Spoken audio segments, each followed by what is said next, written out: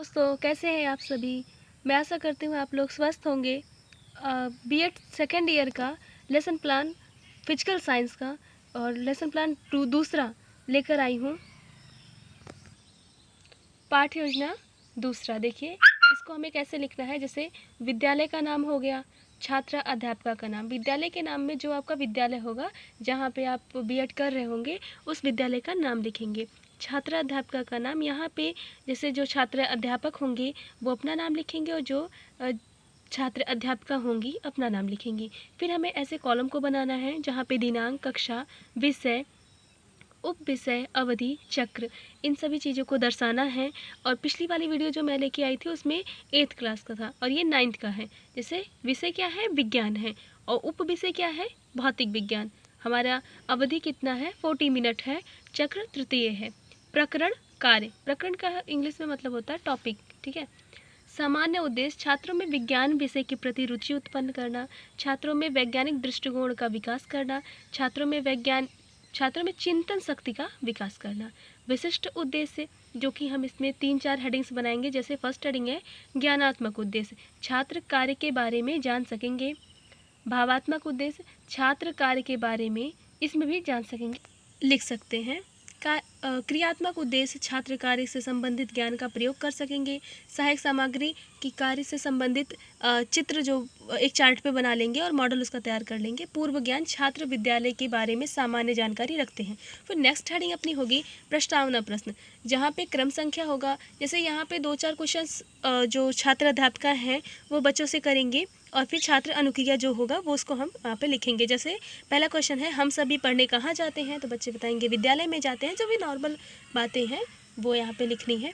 विद्यालय में अध्यापक बच्चों को पढ़ाने के बाद घर से करने के लिए क्या देते हैं, जो कि बहुत सामान्य सी बात है। जैसे गृह कार्य, ये इसलिए बताया जाता है क्योंकि जिस बच्चे को हम पढ़ाने जा रहे हैं उससे पता चले कि उसे नॉर्मल चीज़ें ज्ञात है कि नहीं, वो नॉर्मल चीज़ें जानता है कि नहीं। तो ठीक है। फिर कार्य किसे कहते हैं इसके बारे में पूछा जाएगा, जो कि समस्यात्मक है, बच्चा नहीं बता पाएगा। फिर उसी से रिलेटेड हमें अपने टॉपिक को और आगे बढ़ाना है। उद्देश्य कथन, बच्चों आज हम कार्य के बारे में विस्तृत रूप से अध्ययन करेंगे। ये अपना उद्देश्य कथन है। नेक्स्ट टॉपिक अपना है प्रस्तुतिकरण। इसमें देखेंगे आप कि 5 कॉलम बने हुए हैं। जैसे शिक्षण बिंदु, छात्र अध्यापिका क्रिया, छात्र छात्रा अनुक्रिया, श्यामपट्ट कार्य, शिक्षण विधियाँ। तो जिसमें छात्र अध्यापिका क्रिया है वहाँ पे जो हमारा टॉपिक होगा उसको लिखा जाएगा, और शिक्षण बिंदु कौन सा बिंदु चल रहा है, उसमें क्या बताया जा रहा है, क्या दर्शाया जा रहा है, उसको लिखा जाएगा। जैसे फर्स्ट बिंदु है विकासात्मक कार्य। इसमें प्रश्न किया जाएगा कि किया जाने वाला काम क्या कहलाता है, कार्य कहलाता है, जिसको हम श्यामपट्ट पे भी लिखेंगे कि कार्य। और ये विधि कौन सी चल रही है, प्रश्नोत्तर विधि। भौतिक में कार्य किसे कहते हैं, जो कि एक समस्यात्मक है, बच्चे इनको नहीं बता पाएंगे। फिर हम क्या करेंगे, उसका स्पष्टीकरण करेंगे। कार्य की परिभाषा और उदाहरण। देखिए स्पष्टीकरण में वो लिखेंगे जो यहाँ पे हम स्पष्ट करने जा रहे हैं।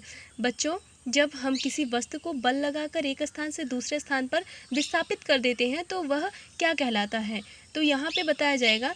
फिर कार्य करने के लिए 2 दशाओं का वह कार्य कहलाता है। कार्य करने के लिए 2 दशाओं का होना आवश्यक है। वस्तु पर कोई बल लगाना चाहिए, वस्तु विस्थापित होनी चाहिए।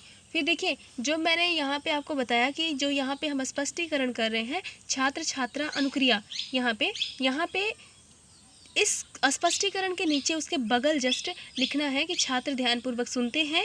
और फिर ये जो विधि चल रही है, कौन सी विधि चल रही है, स्पष्टीकरण विधि चल रही है। फिर इसी टॉपिक का अभी एक खंड बाकी है जिसको हम कहेंगे बोध प्रश्न, जहाँ पे पूछा जाएगा प्रश्न 1, विस्थापन किसे कहते हैं।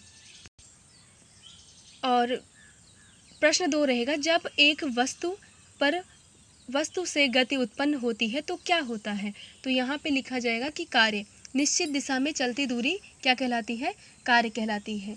और निश्चित दिशा में चलती दूरी क्या कहलाती है, कार्य कहलाती है। कौन सी विधि चल रही है, प्रश्नोत्तर विधि। फिर जैसे हमने फर्स्ट में वहाँ पे किया था विकासात्मक, सेम यहाँ पे भी करना है। विकासात्मक प्रश्न करना है, स्पष्टीकरण उसको करना है, जो समस्यात्मक होगा उसका स्पष्टीकरण करना है। फिर वो स्पष्ट करके टोटल, जैसे यहाँ पे देखिए स्पष्टीकरण में क्या बताया जा रहा है कि कार्य का सूत्र बताइए, जो बच्चे नहीं बता पाते हैं। स्पष्टीकरण में उसी को हम बढ़िया एक्सप्लेन कर देंगे कि किसी कार्य वस्तु पर लगे बल और विस्थापित दूरी का गुणनफल होता है। कार्य बराबर बल गुणे विस्थापन। तो गाइस मैं इसको इतना बता दे रही हूँ, वीडियोस में मैं पूरा दे रही हूँ, आप लोग इसको देख लीजिएगा। यहाँ पे लिखा गया W बराबर F गुणे D, स्पष्टीकरण विधि चल रही है। फिर जो मैंने यहाँ पे आपने जो कुछ यहाँ पे लिखा हुआ है उसी से रिलेटेड आप यहाँ पे क्वेश्चन बनाएंगे कि बच्चों को आप बोध प्रश्न उनका देखेंगे कि जो आपने बताया है वो बच्चे बता पा रहे हैं कि नहीं। तो उसको हमें लिखना पड़ेगा। कार्य कौन सी राशि है, अदिश राशि है, सैंपल कार्य में भी लिखा जाएगा। ये प्रश्नोत्तर विधि चल रही है। कार्य का सूत्र बताइए, तो सूत्र है W बराबर F गुणे D, और वही यहाँ पे है। फिर नेक्स्ट टॉपिक आएगा सैंपट सार, जहाँ पे प्रकरण वही कार्य से रिलेटेड। कार्य किसी वस्तु पर लगे बल और विस्थापित दूरी का गुणनफल होता है।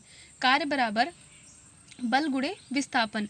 कार्य को हम W से डिनोट करते हैं, बल को F से और विस्थापन को D से। कार्य कैसी राशि है, अदिश राशि है। कार्य का मात्रक क्या होता है, न्यूटन गुणे मीटर।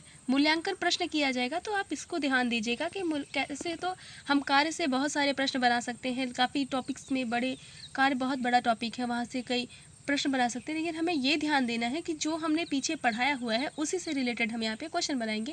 एकदम नॉर्मल क्वेश्चन बनाएंगे। जैसे न्यूटन किसकी इकाई है, कार्य के 2 उदाहरण बताइए, कार्य कितने प्रकार का होता है, कार्य का सूत्र बताइए। ठीक है, यहाँ पे मूल्यांकन प्रश्न हो रहा है, मूल्यांकित किया जाएगा बच्चे को। यहाँ पे गृह कार्य क्या हो रहा है, कार्य किसे कहते हैं, उदाहरण दीजिए, कार्य के सूत्र की व्याख्या कीजिए।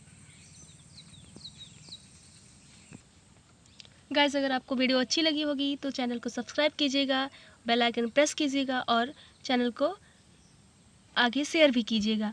और अगर आपको बहुत अच्छा लगा होगा तो लाइक भी कर दीजिएगा। बाय, आपसे हम नेक्स्ट वीडियो में मिलेंगे। Thank you.